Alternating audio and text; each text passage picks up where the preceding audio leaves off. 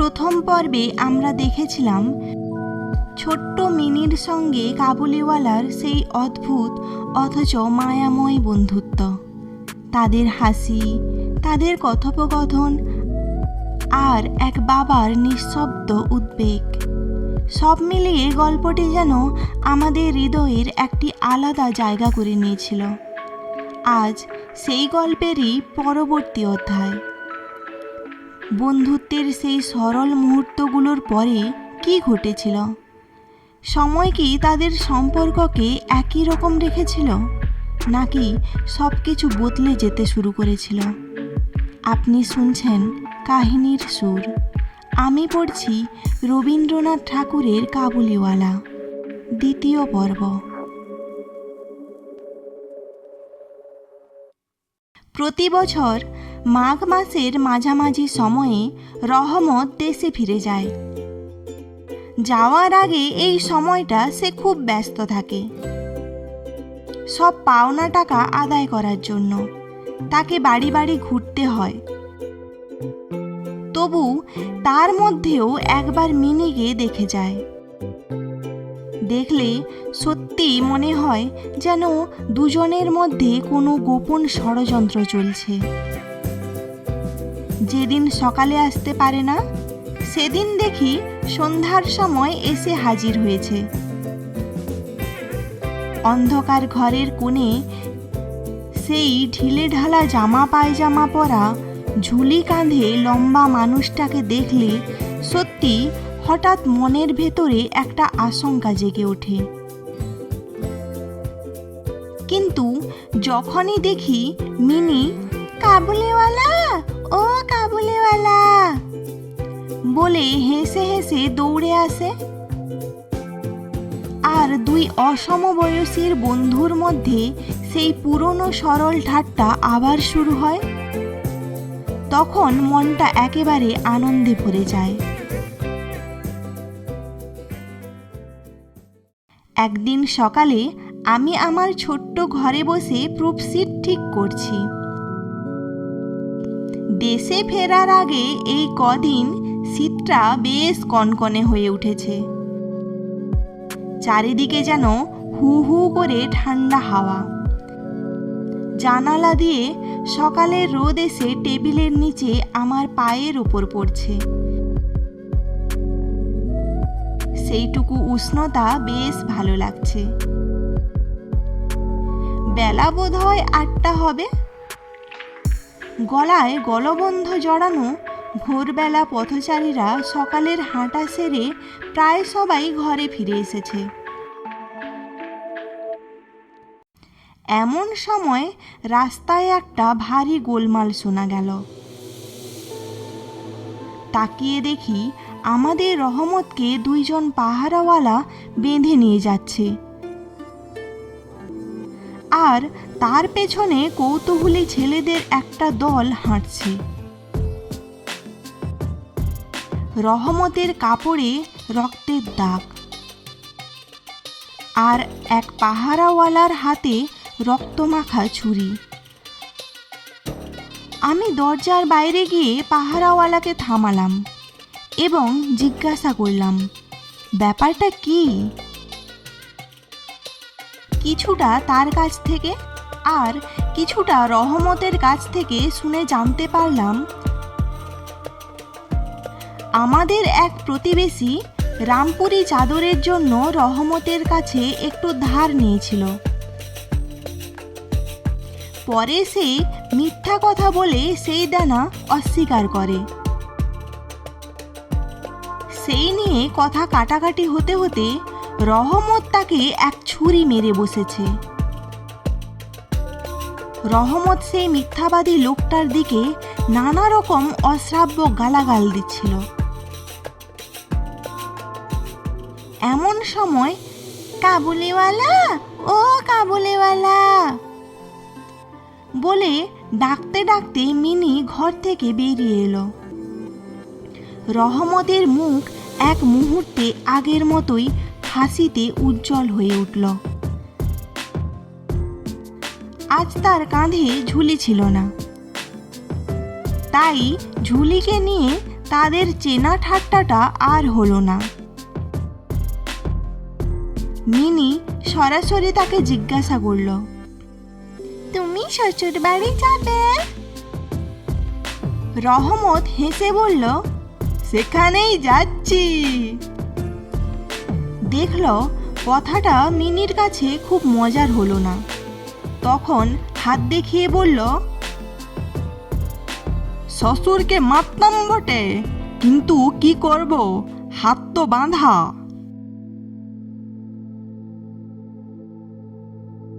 এই মারাত্মক আঘাতের অপরাধে রহমতের কয়েক বছরের কারাদণ্ড হলো। তার কথা একসময় প্রায় ভুলেই গেলাম। আমরা যখন ঘরে বসে চিরচেনা নিয়মে নিত্যকার কাজের মধ্য দিয়ে দিন কাটাতে লাগলাম, তখন এক স্বাধীন পাহাড়ি মানুষের কারাগারের দেওয়ালের ভেতর কিভাবে বছর কেটে যাচ্ছে সে কথা আমাদের মনেও আর ভেসে উঠত না। আর চঞ্চল স্বভাব মিনির আচরণ যে খুব লজ্জার তা তার বাবাকেও স্বীকার করতে হয়। সে সহজেই তার পুরনো বন্ধুকে ভুলে গিয়ে প্রথমে নবী সহিসের সঙ্গে বন্ধুত্ব করল। তারপর বয়স বাড়ার সঙ্গে সঙ্গে সখার জায়গায় একে একে সখী জুটতে লাগলো। এমনকি এখন তার বাবার লেখার ঘরেও তাকে আর দেখা যায় না। আমার সঙ্গে যেন তার এক রকমের আড়ি হয়ে গেছে। কত বছর কেটে গেল, আবার একটি শরৎকাল এসে গেল। আমার মিনির বিয়ে ঠিক হয়ে গেছে। পুজোর ছুটির মধ্যে তার বিয়ে হবে। কৈলাসবাসিনীর সঙ্গে মিলিয়ে আমার ঘরের আনন্দময় পিতৃভবন অন্ধকার করে সে পতিগৃহে যাত্রা করবে। সকালটি খুব সুন্দরভাবে উদয় হয়েছে।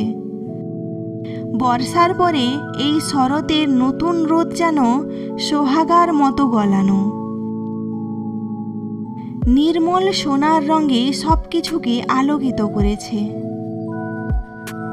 কলকাতার গলির ভেতরের স্টক জর্জর ঘেঁষাঘেঁষি অপরিচ্ছন্ন বাড়িগুলোর ওপরও এই রোদ এক অদ্ভুত লাবণ্য ছড়িয়ে দিচ্ছে। আমার ঘরে আজ রাত শেষ হবার আগেই সানাই বাজছে। সেই বাঁশি যেন আমার বুকের পাঁজরের হাড়ের ভেতর থেকে কাঁদতে কাঁদতে বাজছে, করুণ ভৈরবী সুরে। আমার আসন্ন বিচ্ছেদের ব্যথা শরতের রোদসহ পুরো বিশ্ব জগতে ছড়িয়ে দিচ্ছে। আজ আমার মিনির বিয়ে। সকাল থেকেই ভারী গোলমাল। লোকজনের আনাগোনা, উঠানে বাঁশ বাঁধা হচ্ছে, পাল খাটানো হচ্ছে। বাড়ির ঘরে ঘরে বারান্দায় ঝাড় টাঙানোর ঠুংঠাং শব্দ হচ্ছে। হাঁক ডাকের তো শেষ নেই। আমি আমার লেখার ঘরে বসে হিসেব দেখছিলাম। তখনই রহমত এসে সেলাম করে দাঁড়ালো। প্রথমে তাকে চিনতে পারিনি। তার সেই ঝুলি নেই, আর তার লম্বা চুলও নেই। তার শরীরে আগে যেমন তেজ ছিল, এখন তা নেই। অবশেষে তার হাসি দেখে তাকে চিনতে পারলাম। বললাম, কিরে রহমত, কবে এলে? সে বলল, কাল সন্ধ্যাবেলা জেল থেকে খালাস পেয়েছি। শুনে কানে যেন অদ্ভুত খটকা লাগলো। কোনো খুনিকে কখনো সরাসরি দেখিনি, কিন্তু তাকে দেখে সমস্ত অন্তঃকরণ যেন সংকুচিত হয়ে গেল। মনে হলো আজিকার এই শুভ দিনে এই মানুষটা এখান থেকে চলে গেলেই ভালো হয়। বললাম, আজ আমাদের বাড়িতে কিছু কাজ আছে, আমি ব্যস্ত আছি, তুমি আজ যাও। শুনেই সে তৎক্ষণাৎ চলে যেতে চাইল। অবশেষে দরজার কাছে গিয়ে একটু ইতস্তত করে বলল, খুকিকে একবার দেখতে পাবো না? তার মনে যেন কোথাও বিশ্বাস ছিল মিনি আগের মতোই আছে। মনে হয় সে ভেবেছিল মিনি আবার কাবুলিওয়ালা ও কাবুলিওয়ালা বলে দৌড়ে আসবে, আর তাদের সেই অত্যন্ত কৌতুকময় পুরনো হাস্যরসের কোনো ব্যাঘাত হবে না। এমনকি পুরনো বন্ধুত্ব স্মরণ করে সে এক বাক্স আঙুর আর কাগজের মোড়কে কিঞ্চিত কিশমিশ এবং বাদাম সম্ভবত কোনো স্বদেশী বন্ধুর কাছ থেকে চেয়ে চিন্তা ভাবনা করে নিয়ে এসেছে। তবে তার নিজের ঝুলিটি আজ ছিল না। আমি বললাম, আজ বাড়িতে কাজ আছে, আজ আর কারোর সঙ্গে দেখা হবে না। সে যেন একটু ক্ষুণ্ণ হয়ে গেল। স্তব্ধভাবে দাঁড়িয়ে একবার স্থির দৃষ্টিতে আমার দিকে চেয়ে বলল, বাবু সেলাম। এরপর দরজা দিয়ে বের হয়ে গেল। আমার মনে একটু ব্যথা অনুভব হলো। মনে হলো তাকে ডেকে ফিরিয়ে আনি। ঠিক তখনই দেখি সে ফিরে এসেছে। কাছে এসে বলল, এই আঙুর আর কিঞ্চিত কিশমিশ বাদাম খোকির জন্য এনেছিলাম, তাকে দিবেন। আমি এগুলো দিয়ে দাম দিতে চাইলাম। সে হঠাৎ আমার হাত ধরে বলল, আপনার অনেক দয়া, আমি চিরকাল মনে রাখব। আমাকে টাকা দিবেন না বাবু। তোমার যেমন একটি মেয়ে আছে, তেমনি আমারও দেশে একটি মেয়ে আছে। আমি তার মুখটাই মনে রেখে তোমার খোকের জন্য কিছু মেওয়া নিয়ে আসি। আমি তো সওদা করতে আসিনি। এই বলে সে তার ঢিলে ঢালা জামার ভেতর হাত দিয়ে বুকের কাছ থেকে এক টুকরো ময়লা কাগজ বের করল। বহু যত্নে ভাঁজ খুলে দুই হাত দিয়ে টেবিলের ওপর রেখে দিল। দেখলাম কাগজের ওপর একটি ছোট্ট হাতের ছাপ। ফটোগ্রাফ নয়, তেলের ছবিও নয়। হাতের খানিকটা ভুসা মেখে কাগজের ওপর তার ছাপটা তুলেছে। কন্যার এই স্মরণ চিহ্নটি বুকের কাছে রেখে রহমত প্রতি বছর কলকাতার রাস্তায় মেওয়া বেচতে আসে। যেন সেই ছোট্ট কোমল শিশুর হাতের স্পর্শ তার বিশাল বিরোহী বক্ষের মধ্যে সুধার মতো সংরক্ষিত হয়ে থাকে। দেখে আমার চোখে জল এলো। তখন আমি ভুলে গেছিলাম যে সে একজন কাবুলি মেওয়াওয়ালা, আর আমি একজন বাঙালি সম্ভ্রান্ত পরিবার থেকে। তখনই বুঝতে পারলাম সে যেমন একজন পিতা, আমিও তেমনি একজন পিতা। তার পর্বতগৃহের ক্ষুদ্র পার্বতীর হাতের ছাপ আমার মিনিকে স্মরণ করিয়ে দিল। আমি সঙ্গে সঙ্গে তাকে অন্তঃপুর থেকে ডেকে পাঠালাম। অন্তঃপুরে এই নিয়ে অনেক আপত্তি উঠেছিল, কিন্তু আমি কোনো বিষয়েই কর্ণপাত করিনি। রাঙা চেলি পরা, কপালে চন্দনের মতো সাজানো বধূবেশিনী মিনি লজ্জা ভরে আমার কাছে এসে দাঁড়ালো। তাকে দেখে কাবুলিওয়ালা প্রথমে থতমত খেয়ে গেল। তাদের পুরনো আলাপ জমাতে পারল না। অবশেষে হাসতে হাসতে বলল, খোকি, তুমি শ্বশুর বাড়ি যাবে? মিনি এখন শ্বশুর বাড়ির অর্থ বোঝে, তাই সে আগের মতো সহজভাবে উত্তর দিতে পারল না। রহমতের প্রশ্ন শুনে লজ্জায় রক্তে লাল হয়ে মুখ ঘুরিয়ে দাঁড়ালো। কাবুলিওয়ালার সঙ্গে মিনির প্রথম সাক্ষাতের দিনটির কথা আমার মনে পড়ে গেল। মনটা কেমন ব্যথিত হয়ে উঠল। মিনি চলে যাওয়ার পর রহমত গভীরভাবে দীর্ঘ নিঃশ্বাস ফেলল এবং মাটিতে বসে পড়ল। হঠাৎ স্পষ্টভাবে বুঝতে পারল তার মেয়েটিও ইতিমধ্যে বড় হয়ে গেছে,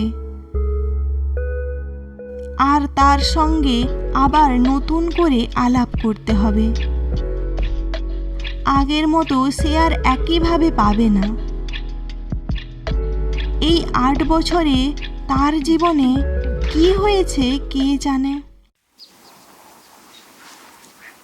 সকালবেলায় শরতের স্নিগ্ধ রৌদ্র কিরণে সানাই বাজতে লাগলো। রহমত কলকাতার এক গলির ভিতরে বসে আফগানিস্তানের মরু ও পর্বতের দৃশ্য কল্পনা করতে লাগলো। আমি একটি নোট হাতে নিয়ে তাকে দিলাম। বললাম, রহমত, তুমি দেশে তোমার মেয়ের কাছে ফিরে যাও। তোমাদের মিলন সুখে আমার মিনির কল্যাণ হোক। এই টাকাটা দান করতে গিয়ে হিসাব থেকে উৎসব সমারোহের 2টি খাত কেটে বাদ দিতে হলো। যেমন মনে করেছিলাম তেমনই করতে পারলাম না। ইলেকট্রিক আলো জ্বালাতে পারলাম না, গড়ের বাদ্যও আসেনি। অন্তঃপুরের মেয়েরা কিছুটা অসন্তোষ প্রকাশ করল। তবুও মঙ্গল আলোর সঙ্গে আমার শুভ উৎসব উজ্জ্বল হয়ে উঠল। রবীন্দ্রনাথ ঠাকুরের এই অনবদ্য সৃষ্টি এখানেই শেষ হলো। রহমত আর মিনির এই মধুর সম্পর্ক আমাদের মনে করিয়ে দেয় ভালোবাসা, স্মৃতি আর মানবিকতার কোনো সীমানা নেই। আপনার কেমন লাগলো আজকের গল্প? ভালো লাগলে অবশ্যই ভিডিওটিতে লাইক দিন আর শেয়ার করতে ভুলবেন না। আর কমেন্ট করে জানান আর কোন অংশটা হয়তো আরও বেশি ভালো হতে পারত। আর পরের বার আপনি কোন গল্প শুনতে চান সেটাও জানাতে ভুলবেন না। এমনই আরও সুন্দর, আবেগময় এবং মন ছুঁয়ে যাওয়া গল্প শোনার জন্য আমার এই চ্যানেলটি সাবস্ক্রাইব করুন এবং পাশে থাকা বেল আইকনটি অন করে রাখুন, যাতে নতুন ভিডিওর নোটিফিকেশান সবার আগে আপনিই পান। আপনার এই ভালোবাসাই আমার অনুপ্রেরণা। আবার দেখা হবে নতুন এক গল্পে।